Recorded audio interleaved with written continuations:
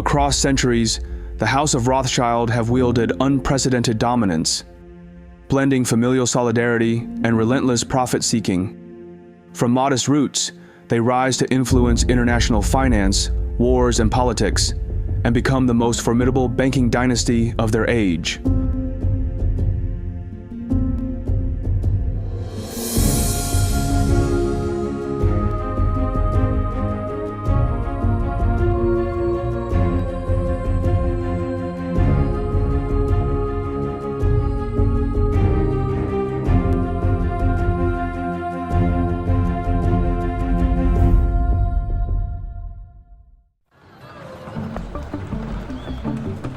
The Rothschild banking dynasty has an unlikely origin, an 18th century ghetto in Frankfurt, Germany.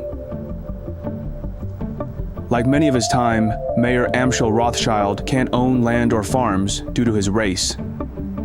So, he follows his family's path and becomes a textile trader. The ghetto was not very encouraging.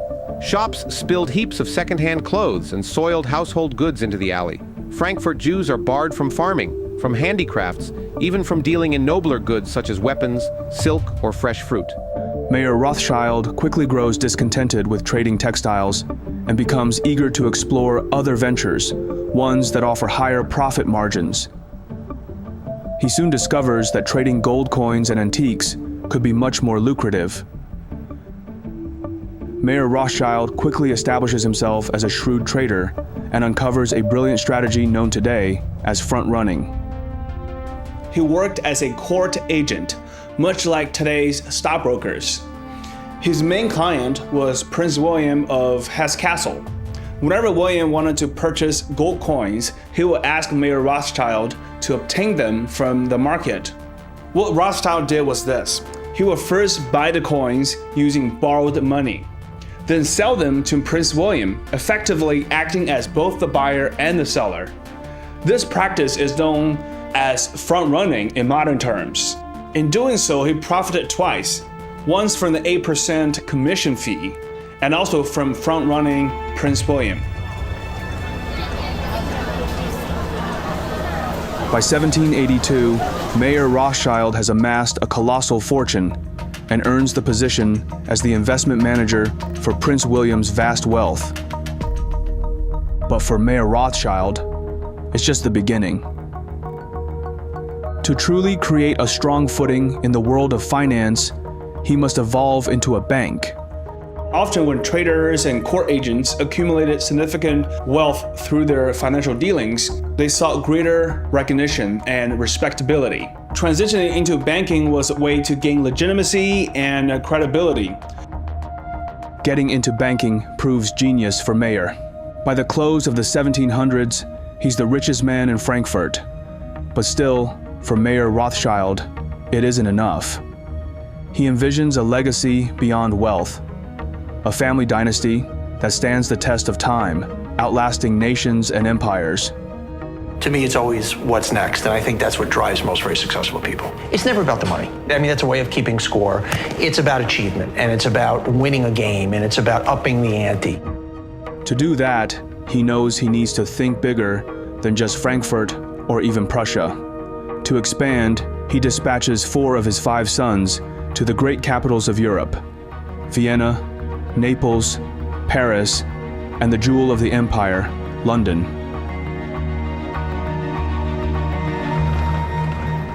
In the early 1800s, Great Britain stands as a global superpower with a vast empire across continents. With the British Royal Navy unmatched, the seas are theirs. The Industrial Revolution is transforming the economy, making Britain an industrial and manufacturing powerhouse. The financial sector, centered in London, is robust. With the establishment of the Bank of England in 1694, London becomes a global financial center. Mayer Rothschild has built a thriving banking business in Frankfurt, but he realizes to sustain the long-term prosperity of the family, he needs to expand to different major cities in Europe, including sending his 3rd son to London, England. His name is Nathan Rothschild.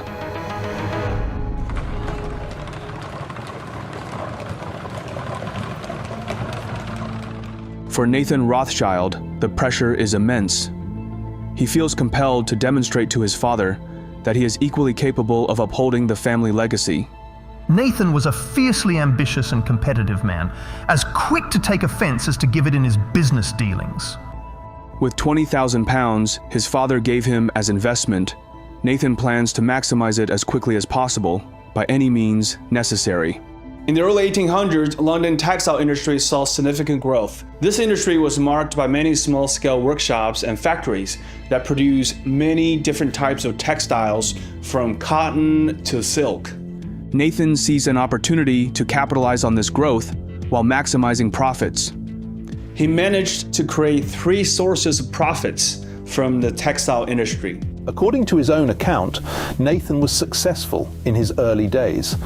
I soon found that there were 3 profits: the raw material, the dyeing, and the manufacturing. I said to the manufacturer, "I will supply you with material and dye, and you will supply me with manufactured goods." So I got 3 profits instead of 1, and I could sell goods cheaper than anybody. In a short time, I made my £20,000 into £60,000. To ensure consistent revenue, Nathan also ventures into the lucrative realm of smuggling textiles and precious metals. He became, in a word, a smuggler. By 1808, Nathan had earned a reputation as a man who had, thanks to his superior management, judgment, foresight, and connections, regularly succeeded in getting goods to the continent. Within just a few years of initiating his business in London, Nathan reports impressive gross sales of £800,000. Now, with substantial capital at hand, Nathan sets his sights on transforming his enterprise into a bank. He plans to build it to be bigger than his father's bank in Frankfurt.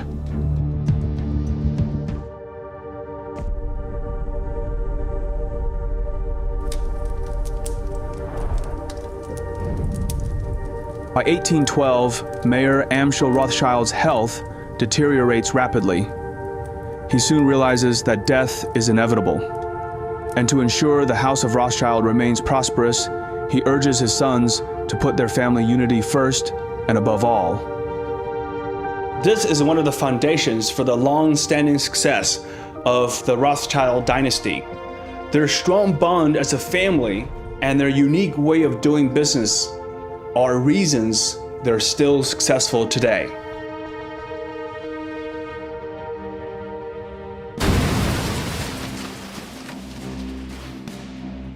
As the Rothschild sons establish their banking houses in different cities, Europe enters an age of wars set to span over a century. Whereas the 18th century wars had tended to be limited, had tended to end in a truce where people sat down and negotiated, the wars of the 19th century, at least some of them, became increasingly ideological and increasingly difficult to stop.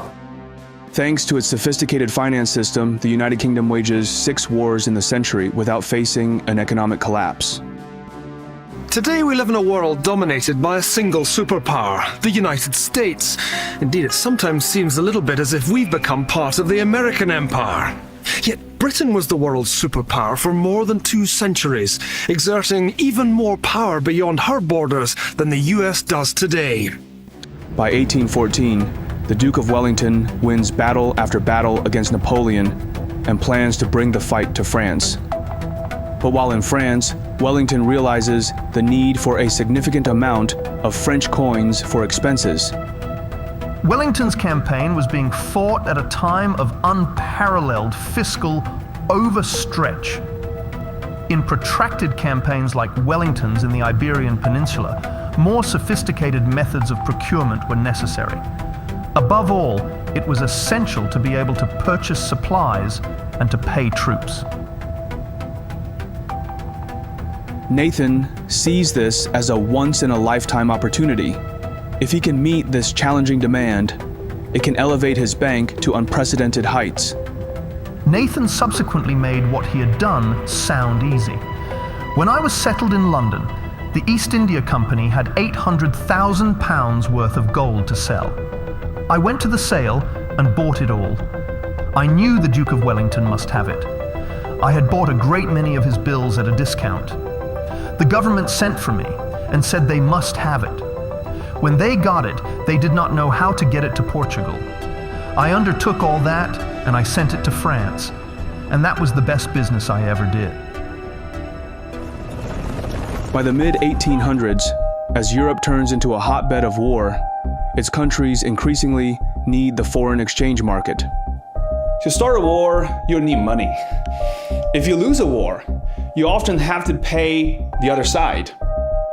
For the House of Rothschild, wars become a profitable business. Their network of banking houses provides a unique competitive advantage. Back then, the modern banking system was just starting, so they could charge high fees, sometimes as much as 8% for providing currency exchange services. But revenues from commissions are just a small part of their income source. The Rothschilds understand that in the world of finance, information is everything, and speed is king. They were one of the earliest successful forex traders, using private carriers and even leveraging well-trained horses and pigeons. The Rothschilds stay steps ahead of the competitors. As a result, currency speculation becomes their most profitable business. The profit for the London house keeps rolling in, and Nathan Rothschild becomes the richest man in the world. But even the most powerful man in finance can't defeat the ultimate enemy.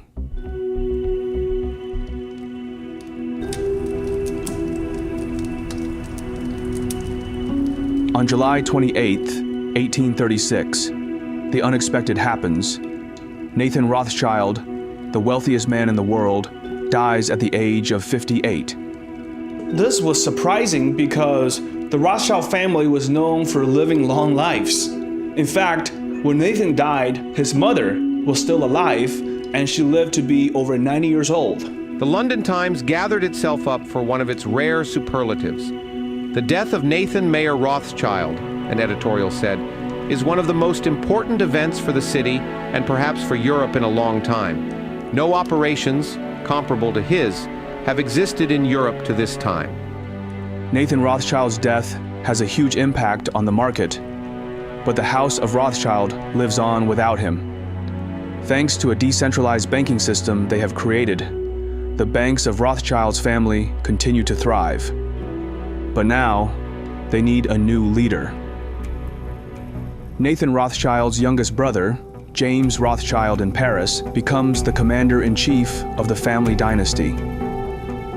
For James, the pressure of being a Rothschild is immense. While government bonds and war financing remain profitable businesses for the family, the competition saturates the playing field, eating away at their profit margin. To bring his family new glory, he looks for a new edge. Nathan's youngest brother James was markedly less submissive to his will than the other three. The youngest brother was intellectually and temperamentally Nathan's equal. He also had the advantage of a better schooling. Even in acknowledging Nathan's leadership, James was less than deferential. James Rothschild soon sets his sights on a new burgeoning industry, the railroads. In the early 1800s, Europe witnesses rapid railroad expansion, starting with England's Stockton-Darlington line in 1825. Railroads revolutionize transportation, foster industrial growth, enhance trade, and reshape landscapes, ultimately connecting major European cities and regions. Throughout the 1840s, the Rothschilds provide financing for many railway ventures, reaping substantial profits from commissions and trading railroad bonds and stocks. The Rothschilds were clever with their money. They often used other people's money to reduce their own risks.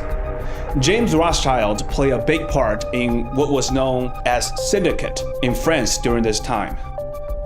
By now, the Rothschilds are more than bankers, but the bank remains at the heart of the family business and generates the funds that are then invested in assets that are in increasing demand. Metallurgy, mining, and above all, railways.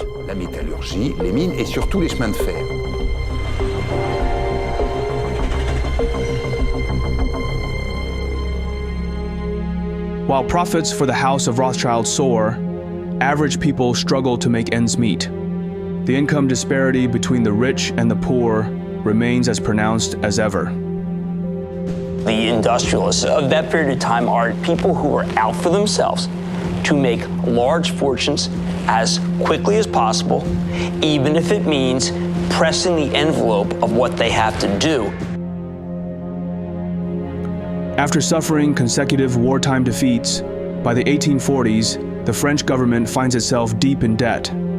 And as a result, the nation's economy teeters on the brink, leading the French populace to grow increasingly resentful of both the government and the financiers backing them.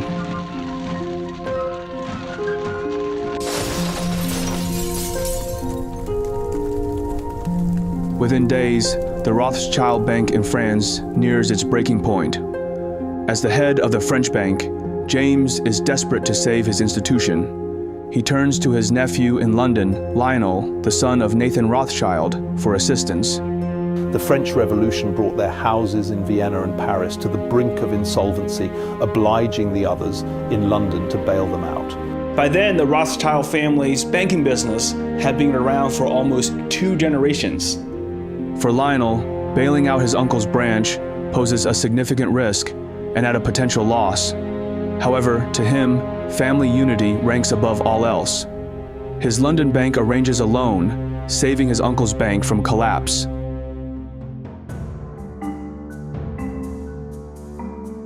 But it doesn't stop there. Lionel Rothschild believes in prioritizing his family, but he also feels compelled to uplift his people. Lionel thinks that to further the cause of eliminating prejudice against people of his ethnicity, it's beneficial to enter government. Lionel had a lot of money, so he used the money to buy a lot of press to help him get elected. By the middle of the 19th century, most of the restrictions on British Jews had been done away with. The Commons passed a bill permitting the seating of a Jew. In August 1847, Lionel de Rothschild mounted the hustings as Liberal candidate for the City of London. Lionel was elected. There is a problem.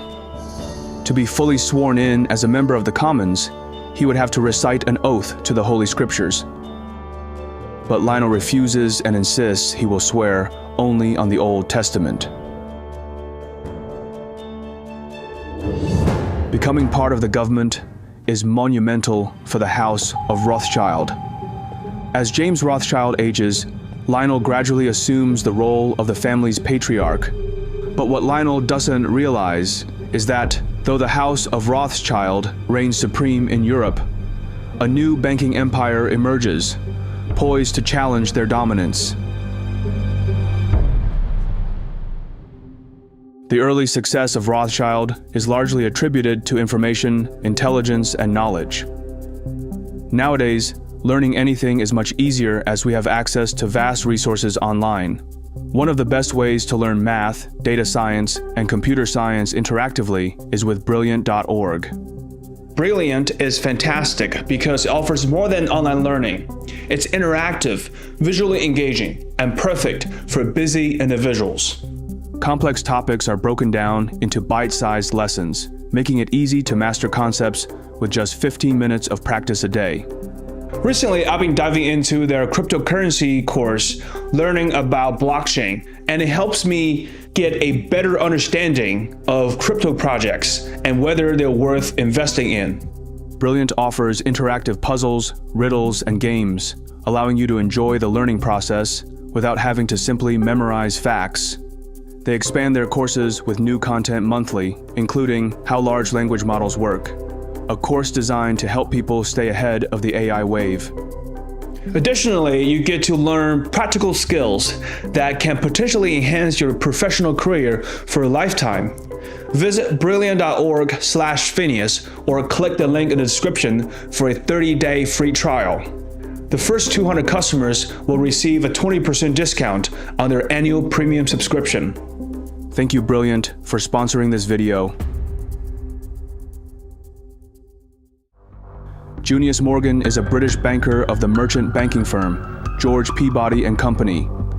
By 1864, upon Peabody's retirement, Junius takes control of the firm. Junius Morgan always had a gravely mature air. He was the sort of prematurely middle-aged young man old financiers found consoling. He was solemn and businesslike and always master of his emotions. Junius Morgan understands that to play in the big league, he needs to venture into government financing. And for a banker in the 1800s, nothing presents more opportunities than wars. In 1867, France tries to purchase Luxembourg from the Netherlands. However, Prussia opposes the move, leading to rising tensions. The Chancellor of Prussia, the notoriously ruthless military man, Otto von Bismarck, waits for an opportunity to strike. On July 19, 1870, Napoleon III declares war on Prussia. This declaration aligns perfectly with Bismarck's aspirations for a war that would further German unification under Prussian leadership. From the very beginning, Bismarck had a wild temperament, and it was very difficult for him to rein it in. He had these two sides, a clear intellect and tremendous precision. It was the combination of his wildness and his intelligence that drove him to escapades, drunken excess, or duels or fencing. Bismarck always wanted to fence to prove his manliness. I see him as a raging bull. Having financed wars for a century, the House of Rothschild possesses an uncanny ability to predict if a country will win or lose. They have no faith in France to defeat the formidable Otto von Bismarck, and it will not make sense to lend money to France. While major banking houses like Rothschild and Baring avoid lending money to the French government, Junius Morgan sees this as the opportunity of a lifetime. It doesn't matter to him if France can win the war. What's crucial is if France can repay the loans. He quickly understands that even if France loses, the nation's economic resilience ensures their capability to pay back the loans. Although French politics was very shaky at the time, the French economy was very diversified, and more importantly, it had a very efficient tax collection system.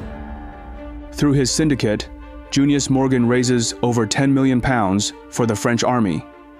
As an American banker, he also grants the French government access to purchase American arms.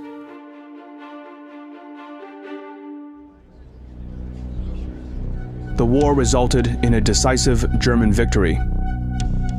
The conflict ended with the Treaty of Frankfurt in 1871, leading to significant territorial losses for France and the proclamation of the German Empire in the Hall of Mirrors at the Palace of Versailles.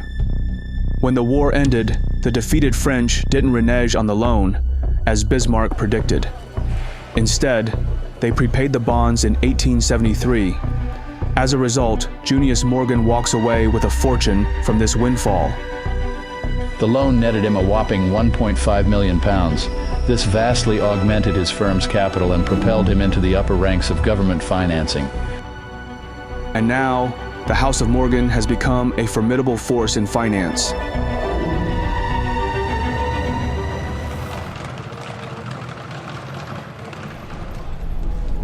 While Junius Morgan strives to establish his banking dynasty, the House of Rothschild faces mounting challenges. Following the death of James Rothschild in 1868, the younger generations of Rothschilds become increasingly fragmented. To rebuild their prestige, they look beyond Europe, investing heavily overseas, allocating 37% of their portfolio to Egypt and financing Indian railroads. But to truly recapture their past success, they need a more expansive marketplace. As old empires fade, a new empire emerges, bigger and more powerful than any of the world has ever seen. From the 1850s to the 1870s, America experiences significant growth, propelled by the Industrial Revolution, westward expansion, and the completion of the Transcontinental Railroad in 1869. This era witnesses the ascent of industrial magnates. Cornelius Vanderbilt reigns in railroads, Andrew Carnegie in steel, and John D. Rockefeller in oil, culminating in the formation of Standard Oil. These tycoons transform American business, introducing innovations and fresh organizational structures. The story of America isn't just the story of the patriots that helped build the democracy. The reason the United States is the leading economy in the world is because of the work of entrepreneurs who created entire industries that propelled the United States to be the leader of the free world. For years, the Rothschilds underestimated America, deeming it a land of madmen. But seeing the rise of the House of Morgan and Wall Street's emergence as the new global financial hub, the House of Rothschild starts to pursue more business opportunities. And nothing presents better opportunities than when there is blood on the street. For America, that day arrives on May 9th, 1893.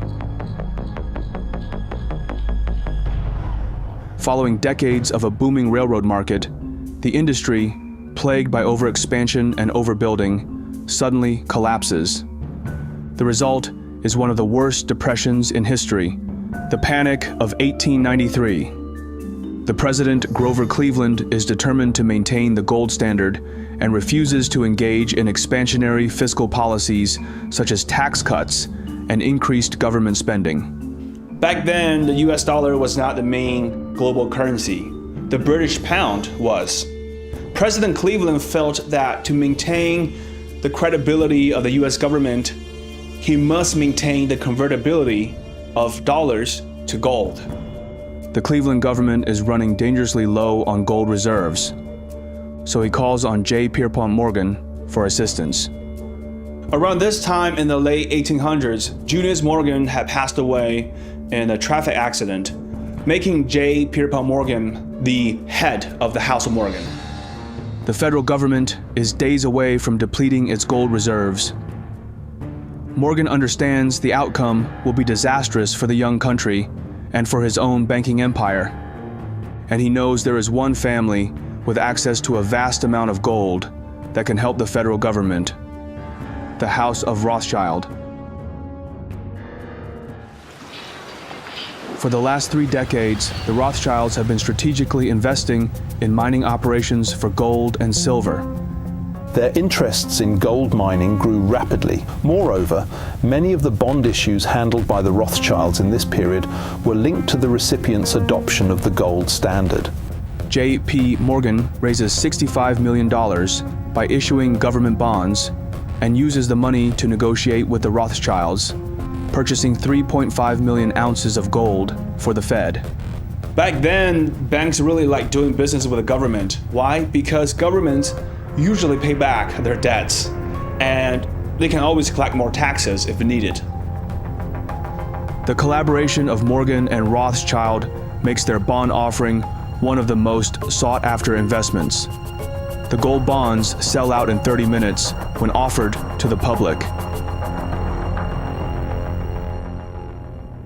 America enters the world scene as a new empire, one that rivals any in the history of the world, a superpower. While the Rothschilds successfully expand their business reach in America and throughout the world by the late 1800s and early 1900s, the old empires in Europe head for another major showdown. By the early 1900s, tensions among European powers reach a boiling point, fueled by imperial rivalries, military buildups, and complex alliances.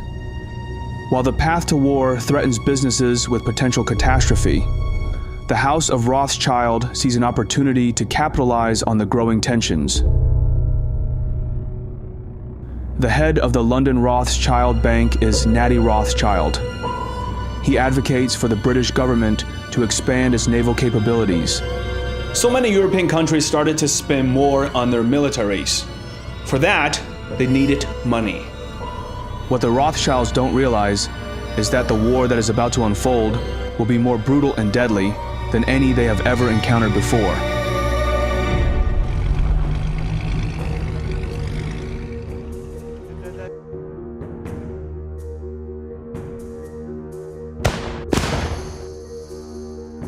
Following the assassination of Archduke Franz Ferdinand of Austria-Hungary, Europe plunges once again into full-blown war. Look at Serbia. Serbians are saying, we don't want to be ruled by the Austro-Hungarian Empire. That's an old, tired, imperialistic structure. We are our own country. It's the Serbians who assassinate Archduke Ferdinand and his wife Sophie, and of course, that's the trigger that begins the whole conflict. This war features trench warfare, new weaponry, and results in massive casualties, with an estimated 10 million soldiers and 7 million civilians dead. For the first time, members of the Rothschild family align with opposing sides.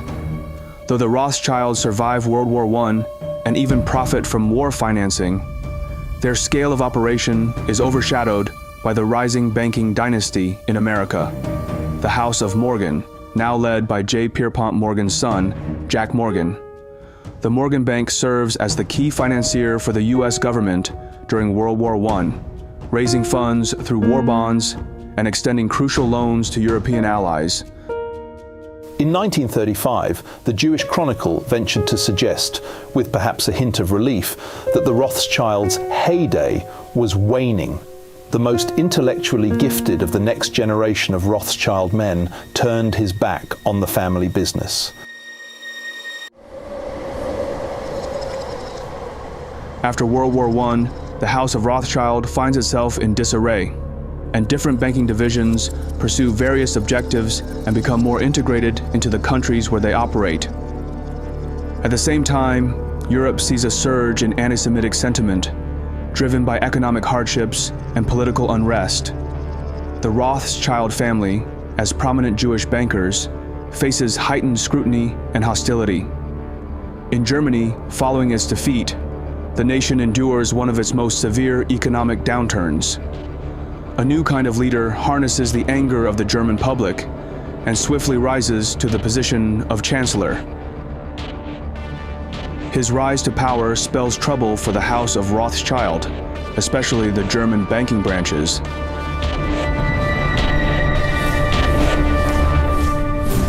In 1939, just 21 years after the end of World War I, the biggest war in human history erupts.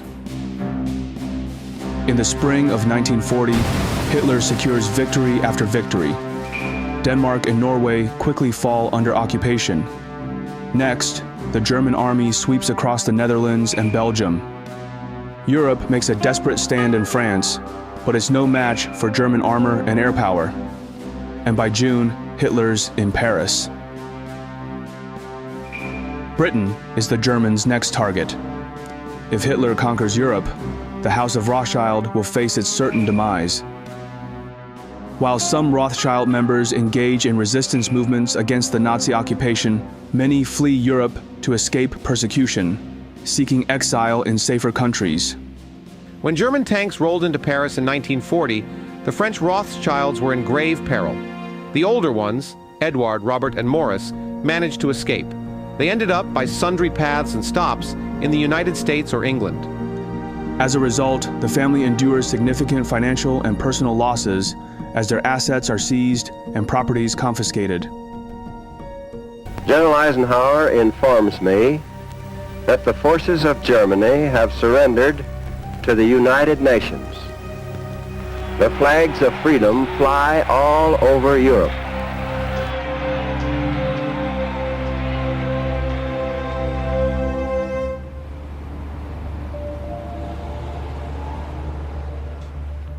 As the Rothschild dynasty becomes increasingly fragmented, N.M. Rothschild of London takes on the challenge of rebuilding and carving out its own direction. For N.M. Rothschild and Sons, their core competitive advantage remains government financing. This has also been a core strategy of the Rothschilds. They worked closely with the government to finance big projects. The Rothschild believed that as long as they had good relationships with the governments of strong countries, their business will always do well. Rather than aiming for expansion, Rothschild preserves its business model as a private club, financing elites while evading public scrutiny. By the 1970s, a future media mogul seeks N.M. Rothschild's assistance. His name is Robert Maxwell. Maxwell served in the British Army during World War II. After the war, he worked for British intelligence and later entered the publishing industry. In the 1950s and 1960s, Maxwell acquired several British publishing companies, including Pergamon Press and Mirror Group newspapers. He had a traumatic beginning to his life as a child, and most of his family were wiped out in the Holocaust. I think the experience of extreme poverty and great hardship scarred him for life. Not being poor became an absolute imperative. But to expand his business empire, he will need money, lots of money, the type only powerhouses like the Rothschilds can provide.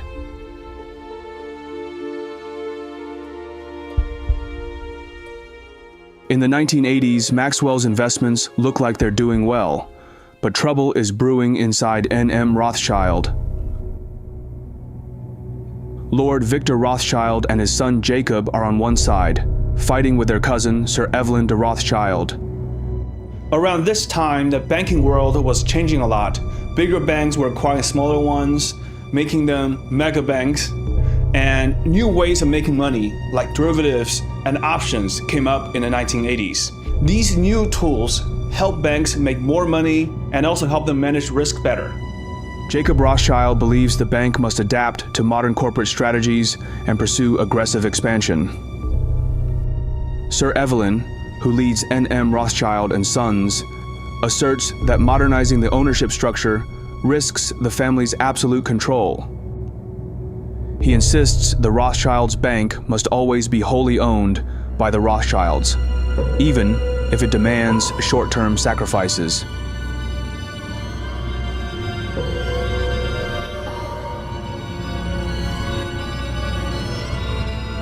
But family drama soon become their least concern.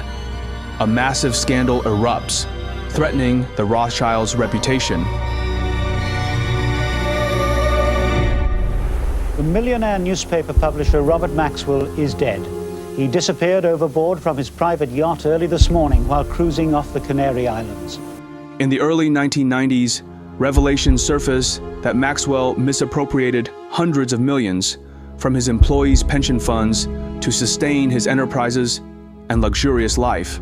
I feel that, and I've grappled with this a lot, I feel that possibly the line between suicide and an accident is less clear-cut than we tend to assume.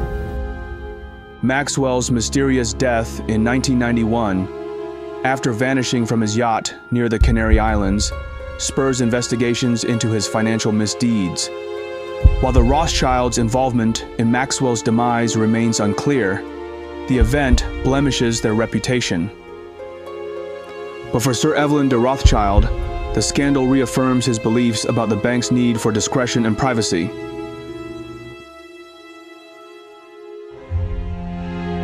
But N.M. Rothschild is still just the tip of the extensive Rothschild legacy. By 2023, the Rothschild family diversifies its interests across multiple sectors, extending beyond traditional banking. Their enterprises encompass investment banking, wealth and asset management, private equity, and philanthropy. The original banking establishments in Paris, Frankfurt, Vienna, London, and Naples, once the bedrock of the Rothschild banking dynasty, have adapted to the evolving financial landscape. While banking is still central, the family's influence now permeates a wider range of financial services. Throughout history, the Rothschild family was often not hesitant about making more money. But when it comes to maintaining family legacy, they were able to let go of those opportunities. This kind of long-term view is both respected and scary.